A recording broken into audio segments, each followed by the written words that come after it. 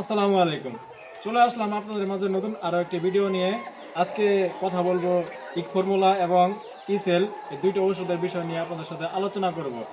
তো আপনারা যারা আমার ইউটিউব চ্যানেলে নিয়মিত ভিডিও দেখেন এবং চ্যানেলটি সাবস্ক্রাইব করেছেন তাদেরকে অসংখ্য ধন্যবাদ। আর যারা চ্যানেলটা সাবস্ক্রাইব করেন নাই দ্রুত চ্যানেলটি সাবস্ক্রাইব করে বেল আইকনটি বাজিয়ে রাখুন, তাহলে নিত্য নতুন ভিডিও আপলোড দেওয়ার সাথে সাথে আপনি আপনার মোবাইলে নোটিফিকেশনের মাধ্যমে পেয়ে যাবেন।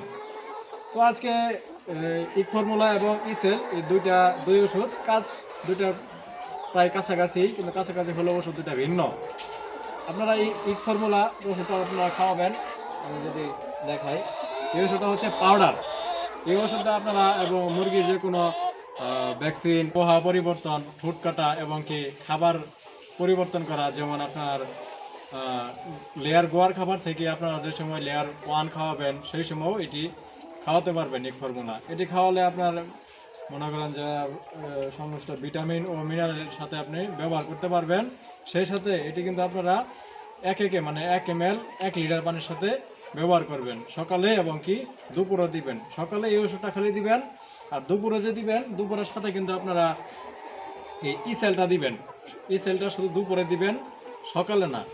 ইসেলটা আপনারা মানে লেখা আছে 1 মিলি 10 লিটার, কিন্তু আমরা 1 মিলি 5 লিটার দেই। আপনারা অবশ্য ডাক্তারের পরামর্শ নিয়ে আপনারা ওষুধটি ব্যবহার করবেন। এটি দিলে আপনার ডিম উৎপাদন ক্ষমতা এবং কি ডিম ডেলিভারি এবং আরও অনেক কিছু আছে, রোগ প্রতিরোধ ক্ষমতা থেকে প্রতিরোধের ক্ষমতা বৃদ্ধি করে, আপনার মুরগির দৈহিক ওজন বৃদ্ধি করে। এগুলো কিন্তু আপনারা যে সময় প্রোডাকশন আসবে, আপনার প্রায় 150-200 ডিম আসবে, ওই সময় কিন্তু এই সেলটা খাওয়াবেন। তাহলে খাওয়ালে কি হবে, আপনার মুরগির যে ডিমটা পারবে তাতে কিন্তু ডিম পাড়ার সহায়তা করবে। তো আপনাদেরকে এই দুটো বিষয় নিয়ে কথা বলতে চাইলাম। তো আরেকটি বিষয় নিয়ে আপনাদের সাথে আলোচনা করব, সেটা হচ্ছে 3টি মুরগি নিয়ে। যদি থাকে এখানে, তুমি আসো দেখাই তোমাদেরকে।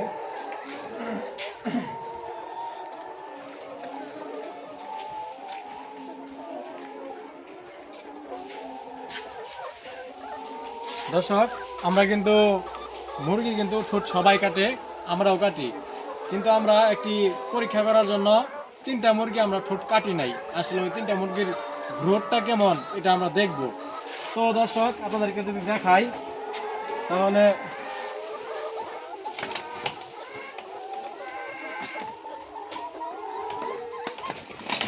এই যে দেখেন,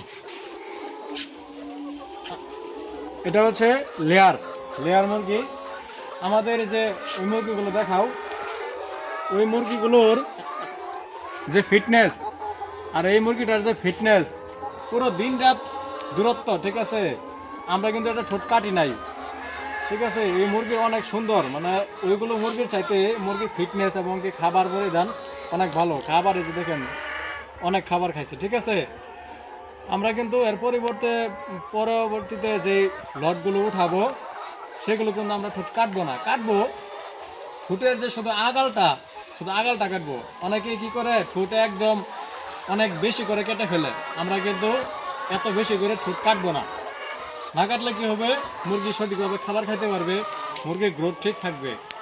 বেশি করে ঠোঁট কাটলে আপনার মুরগি মানে অনেক প্রচণ্ড ব্যথা পায়, মুরগি আপনার সমস্যা হয়, ঠিকভাবে খাবার খাইতে পারে না, পরে যায় দেখা গেছে অনেক দিন ব্যথা থাকে, মুরগি দুর্বল হয়ে যায়, স্বাস্থ্য কমে যায়। পরে সেই স্বাস্থ্য কিন্তু আর মনে করেন যত খাবার খাওয়ান পরে কিন্তু আর স্বাস্থ্যটা উঠানো যায় না। তো দেখেন এই মুরগিটা কত সুন্দর, দেখেন অনেক সুন্দর। এটা না, আমাদের এখানে যে আরো মুরগি আছে আমরা রাখছি, 3টা মুরগি রাখছি। এই মুরগিগুলো কিন্তু সবগুলাই একই সমান, তিনটাই কিন্তু ডিম পাড়তেছে। বাট আরো যে মুরগি আছে ওগুলো একটু ডিম পাড়তেছে, কিন্তু সবগুলাই না। ওই 3টাই সেম, এক সমান, ঠিক আছে। তো আপনারা যারা এই পর্যন্ত ভিডিওটি দেখলেন অবশ্যই কমেন্ট করে জানাবেন এ থেকে আমাদের এই ভিডিও থেকে কি শিখতে পারলেন, এবং কি আমাদের ভিডিওটা যদি কোনো রকম ভুল হয়ে থাকে অবশ্যই কমেন্ট করে জানাবেন। আপনারা কি কি বিষয়ে জানতে চান কমেন্ট করে বলবেন। তো ভিডিও আর লম্বা করতে চাই না, আজকে এই পর্যন্তই। আসসালামু আলাইকুম।